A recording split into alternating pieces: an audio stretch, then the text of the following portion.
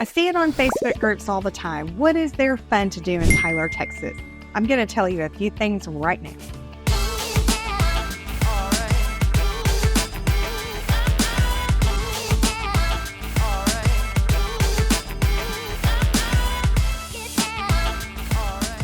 With a city population of over 100,000, there are many things to do in Tyler, Texas. The Living East Texas channel is your resource for learning about different things about the area, but I wanted to highlight just a few fun things to do in Tyler and one or two that may be surprising to you. I've said it before and I'll say it again, y'all. If you have not visited downtown Tyler recently, you're totally missing out. I'm going to read this to you because it is quite the tongue twister. Downtown Tyler is recognized as a district in the National Register of Historic Places. So years ago, there was a revitalization effort that began in Tyler basically back in the 80s all the way up to about 2008.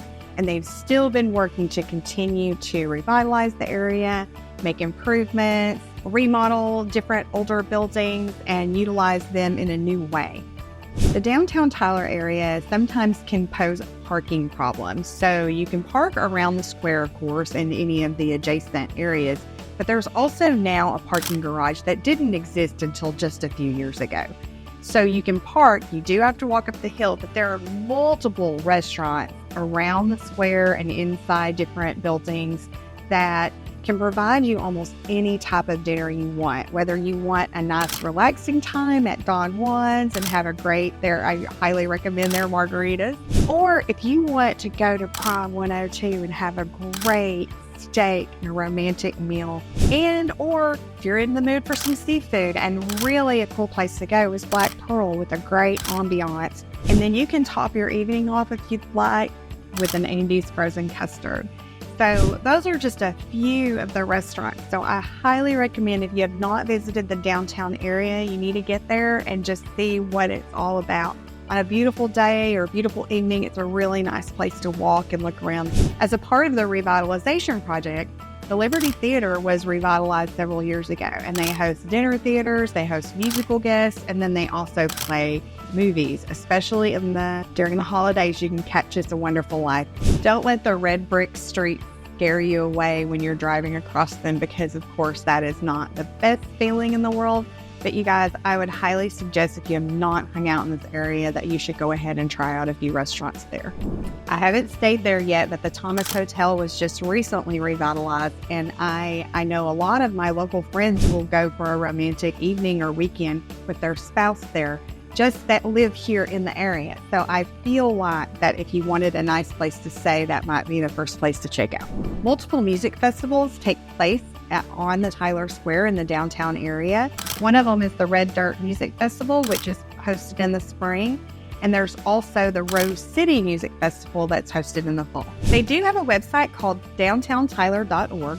I highly suggest, if you're going to be visiting the area, to go ahead and look at that. There's a visitor center there, and it can give you all the information that you might need to know about Tyler, Texas. The Caldwells started a zoo back in 1953, kind of a petting zoo, and then they kept adding attractions. And then they decided, hey, we need a bigger place, and let's go ahead and make a zoo. So someone donated 125 acres, and that is where the Caldwell Zoo sits today.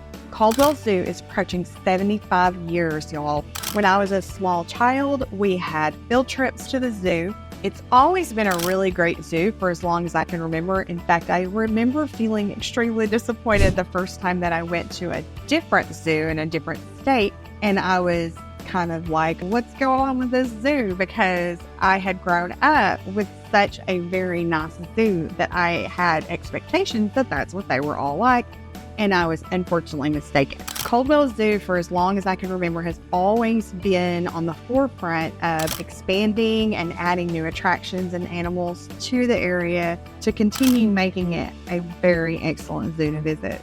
Don't miss all of the beautiful animals and attractions. You can visit caldwellzoo.org if you have any specific questions. They are doing a huge expansion, and I'm going to read the list. Amazon River's Edge construction. There's going to be jaguar exhibit, giant river otter exhibit. And then I don't know how to say this word, capybara, I don't know. It's the world's largest rodent, which I'm a little intrigued, but I'm also a little like, I'm not sure about that. But I can't wait to visit when they finish all of the construction of that area, because I'm sure it's going to be very well done. The address is 2203 Martin Luther King Boulevard there in Tyler. It's on the north side of town. They have over 3,000 animals already, not including the new exhibit coming up. The Caldwells truly believed in learning through fun. Growing up going there fairly frequently, if we didn't go through just school trips, we also visited as a family from time to time. There's exotic birds. The Africa exhibit is amazing. You can see the giraffes and the hippopotamus and all the elephants. And they have a sitting area where you can actually sit and just watch them do what they do during the daytime. There's an amphibian exhibit where it's kind of dark and you go in and you can see all the different types of amphibians and fish and aquariums, and it's absolutely stunning inside there. There's a cool little walk-through bird exhibit. It's a lot of parakeets, and I'm not sure what all other kind of birds, but you can buy a little stick with bird seed on it, and they'll come and stand on your stick and eat off of it. And it's really fun. I remember taking my daughter there when she was younger several times, and she's always really enjoyed that. Anyway, as far as zoos go, Caldwell Zoo is really top notch, and it's a great place to go spend the day with your family. In the winter months, they're open 9 to 4:30 daily. They're closed for Thanksgiving, Christmas, New Year's Day. I'd highly suggest going ahead and checking their website or giving them a call just to make sure the hours on the day that you plan to visit, and you can pack a picnic lunch and run out to your car and eat, or you're welcome to, of course, buy and purchase food there at the zoo. It's a great place to visit on a nice, pretty day with your family. Another free and mostly free thing to do that you could do with your family, or, like I said, a romantic day date, is the Tyler Rose Garden. Located at 420 Rose Park Drive in Tyler, the Tyler Rose Garden is open daily, but the peak season is from mid-April to mid-October. Tyler, Texas is known as the Rose Capital of America. I have a full-length video already in place on the Living East Texas channel, so you guys go find that and check it out if you want a whole lot more information than just this video will give you. It's the largest rose garden in the United States with over 14 acres and over 38,000 roses, y'all. There's over 500 varieties of roses. Did you even know that was a thing? So if you go to the City of Tyler's website, it has a link to the Tyler Rose Garden. I highly suggest checking it out. They actually have event rooms that you can rent out for weddings. I saw a wedding party there before. They also host local events. They have a really cool gift shop, and guess what? You can smell inside the rose garden. Roses. Tyler hosts a rose festival every fall, and it is a long-standing tradition. Again, go check out my other video. But one of the cool things that I had never done before when I was filming that video is there's actually a Rose Queen Museum. There's a small fee to enter. I don't think it was more than $2. I can't remember, and I couldn't find it on the website, so you guys might have to call them and find that out. It's a pretty low fee, and you just walk through. It has the entire history, but y'all, the ball gowns and the beautiful queen gowns and the tiaras. I grew up watching the Rose Parade on television, looking at the beautiful gowns, and the Tyler Morning Telegraph would do a full Rose Queen and Rose Coronation section that I would just look through because it was color and it was so amazing. But it was really cool to tour the museum because you could see a lot of the beautiful gowns and the different themes and a lot of the history regarding the Rose Parade and the Rose Festival. The trails are very extensive at the Rose Garden, and there are some areas that are in full sun. So on a hot summer day, just know that there are paths that wind through some area with waterfalls and bridges and just peaceful and serene, and there is a prayer garden, and there's just several areas with benches where you can just sit in the shade and enjoy the beautiful roses on a nice day with your family, or again, a day date with your significant other. All in all, it's a fairly inexpensive thing to do in Tyler, Texas. The next two items on the list of things to do in Tyler, Texas are fairly close to one another. Literally, you can see them from one to the other. So, Tyler Art Museum. Y'all, their website is tylermuseum.org, and this is located at 1300 South Mahon. I don't know how you say it. Mahon. Mahon. Google it. But I will say this. The Tyler Art Museum, it's open Tuesday through Saturday, 10 to 5, and Sunday, 1 to 5. They are closed most major holidays. It says the prices are $5 for adults, $3 for seniors, and they have multiple exhibits throughout the year. As of right now, they have 2 different exhibits going on there. But it's a nice area on the Tyler Junior College campus. There's ample parking all around, of course, the TJC campus. If you go during school hours, it may be harder to find a parking spot. You may have to walk a block or two. It sits right across from Wagstaff Gym. And then also, like I said, you can see Hudnall Planetarium just right there. I was really intrigued about all of the art and the sculptures when I was small. And it really did make an impact on me to visit, because I still to this day love to go to art museums and exhibits and photography and sculptures, and just seeing those public displays of art. And I'm quite fascinated with that.